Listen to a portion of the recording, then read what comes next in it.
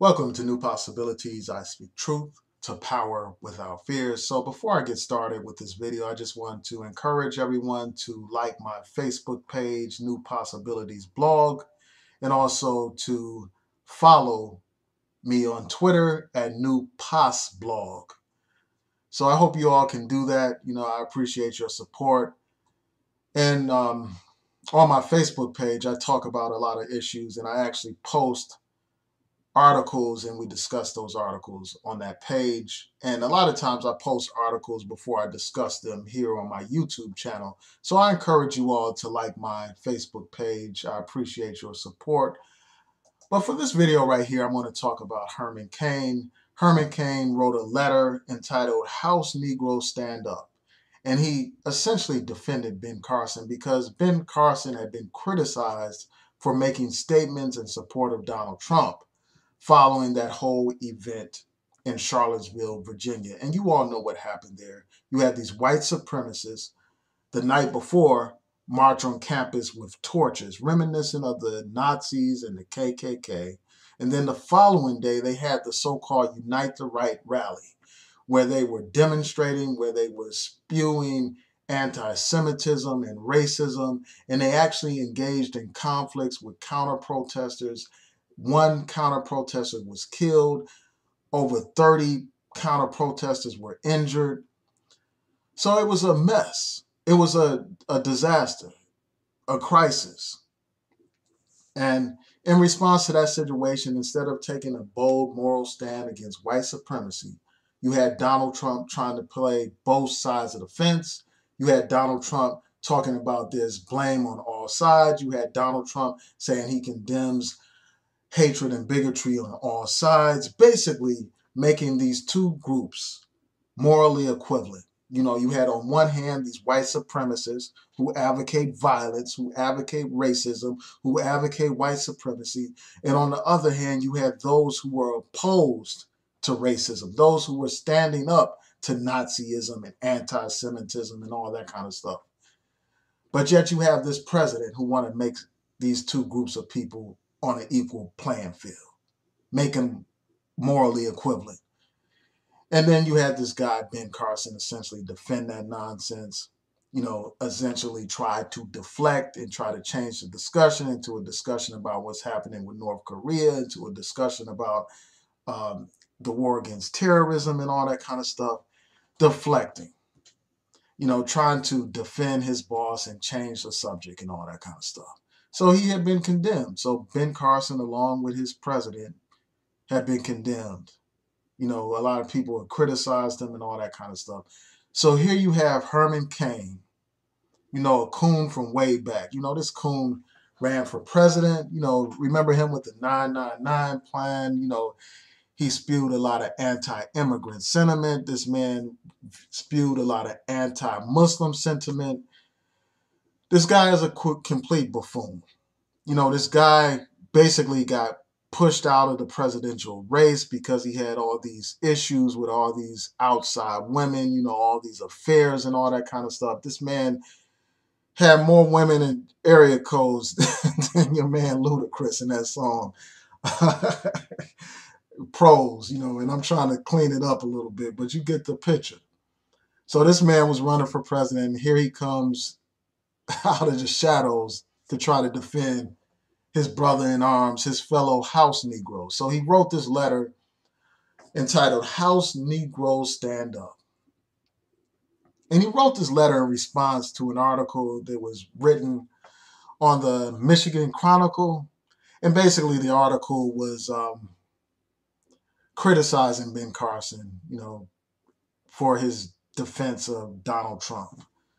So here's what Herman Cain had to say. He said, since the historically black newspaper called Carson a house Negro, he must be one as well because of his accomplishments. He said this, he said, because that's one of the names you get called by other black people when you are a success at something and you do not buy into black groupthink or act and say what they want you to say. Then he went on to say this,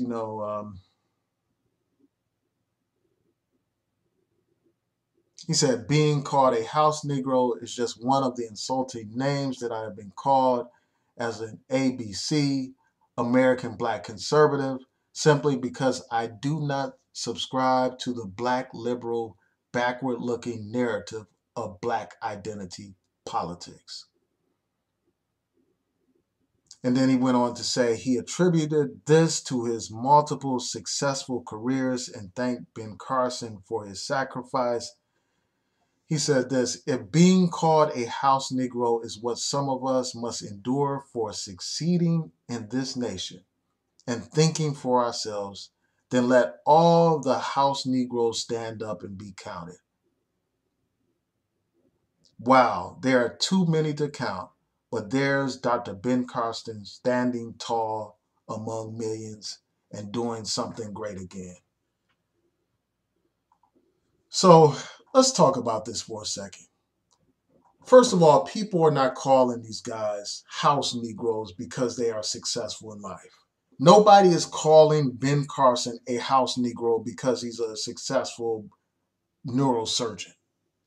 Before he entered politics, many in our community had great respect for this man, including myself. He was a source of inspiration for people like me. He's originally from Detroit, Michigan. I'm from Detroit. You know, I know what it's like growing up in the hood. I know what it's like dealing with the struggle. I know what it's like struggling to try to improve your life and get an education. So this brother was somebody I looked up to. I remember his book, Gifted Hands. He was like a role model for many of us in the community. So it is not about him obtaining some kind of level of success that is the reason why people call him a house Negro. That's not it at all. That's not why people call Ben Carson a coon and other derogatory names. That's not why people called Herman Cain similar names. They didn't call him that because he was some businessman. They didn't call him that because he was educated. That's not why they called him that. And then he mentioned this thing about groupthink.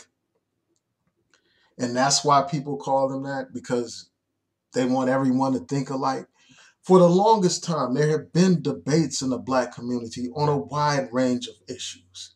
This is not just about somebody being a conservative versus somebody being a liberal. That is not what this is about at all. There have always been debates in the community. You had the debate between Booker T. Washington and W.E.B. Du Bois. You had the debate between Du Bois and Marcus Garvey. You had debates between Malcolm X and Martin Luther King. You had debates between Martin Luther King and the Black Power generation. You have debates today between the young activists in like a Black Lives Matter and the traditional civil rights activists and leaders and organizations. Debate is nothing new in the Black community. So this is not simply a matter of group think, forcing people to think like everybody else. But there comes a point when people become traitors in the community. There comes a point when people actually betray their communities and they deliberately work against the interests of their community. They deliberately play the role of an agent working in support of white supremacy, working to turn back the clock of progress in the Black community. When somebody does that, they are labeled as a traitor. And they are lucky that all that we can do is call them house Negroes. They are lucky that all that we can do is call them coons. They are lucky that that's all they have to face is some social media criticism. They're lucky that all they have to face is a brother like me doing a video. They're lucky that that's the case because we know how nations deal with traitors. Every nation has a way of dealing with traitors. These people have betrayed their community. Here you had his brother, Ben Carson, who has joined the administration of Donald Trump, a man who is an apologist for these white supremacists. Make no mistake about it. This man was making arguments in support of their positions. This man was defending these people. This man advocates racial profiling against black people. This man advocates New York style stop and frisk against black people. This man has condoned police brutality against black people, against so-called suspects. This man is slashing important programs that benefit the black community, like Section 8, like food stamps that benefit poor people, many of whom are disproportionately black. Here you have this man, Ben Carson, who claims that he's from a poor background, but yet he is overseeing the slashing of housing aid.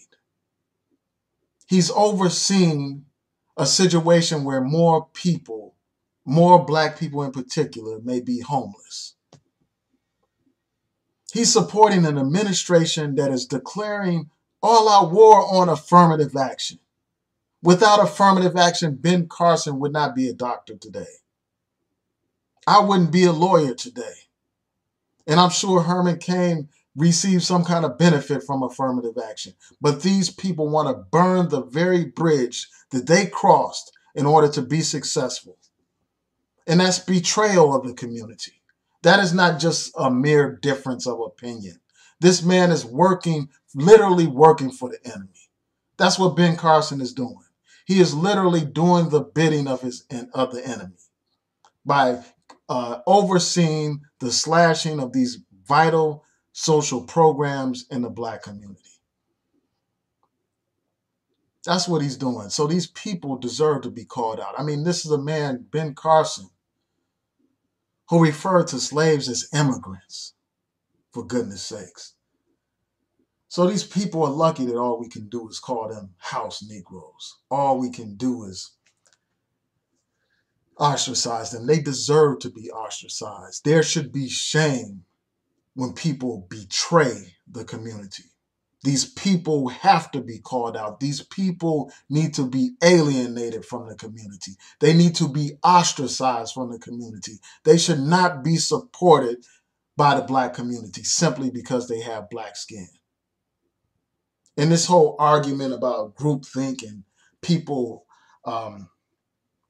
basically labeling them and because they have different opinions, that's nonsense because it's deeper than that. And I hope you can bear with this noise. I'm just about finished, but these people are traitors in our community. Nobody says that when someone passes over secrets, for instance, to a foreign power, they don't say, well, that person just happened to have a certain different point of view, or when they side with a foreign power against their own country, they don't say, well, that person just happened to have a different point of view. He just doesn't subscribe to groupthink. Nobody says that. They condemn them as traitors. When they pass on secrets or when they engage in actions that are detrimental to the nation, they are called traitors. Nobody says, well, that's just a difference of opinion. It's treason. That's what it is. And that's why I continue to declare war on these people.